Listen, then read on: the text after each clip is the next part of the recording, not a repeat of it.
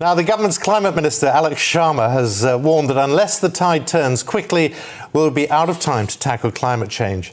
Scientists from across the world have been working on a report which is due to come out today. It's the first of its kind since 2013 and is expected to focus on temperature changes and humanity's role in that.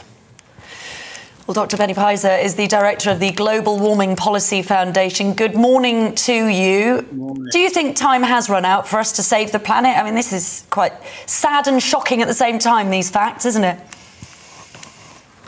Well, it's always running out time. We've had these reports by the IPCC since 1990. So for the last 30 years, time has been running out. And to be quite honest, these reports are more or less saying the same thing. If we continue to emit CO2, the world will continue to warm. And there will be more heavy rain, there will be more droughts, there will be more heat waves. So yes, those claims have been happening for the last 30 years, during which the world has emitted more CO2 than ever before. In fact, it has almost doubled the amount of CO2 we are emitting, and there is no end to that, because particularly in the developing world, in Asia and Africa and the rest of the world, CO2 emissions continue to go up because countries are developing.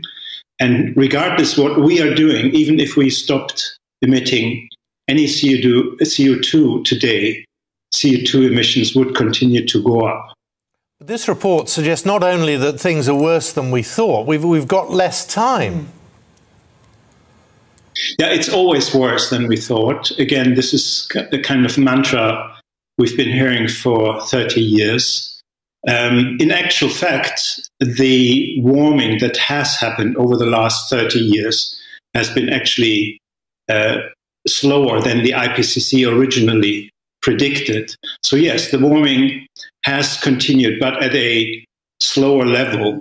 And the fact is, the government is in deep trouble, and so are other governments around the world, because the policies they want to adopt are not only very costly, but are very unpopular. So there is the discrepancy between the claim that, you know, the end is nigh and the reality of governments failing actually to decarbonize.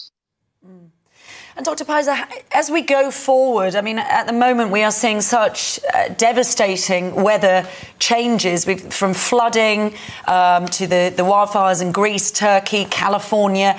What is it going to look like in the next few years, and how often will we see this? Well, that's a good question.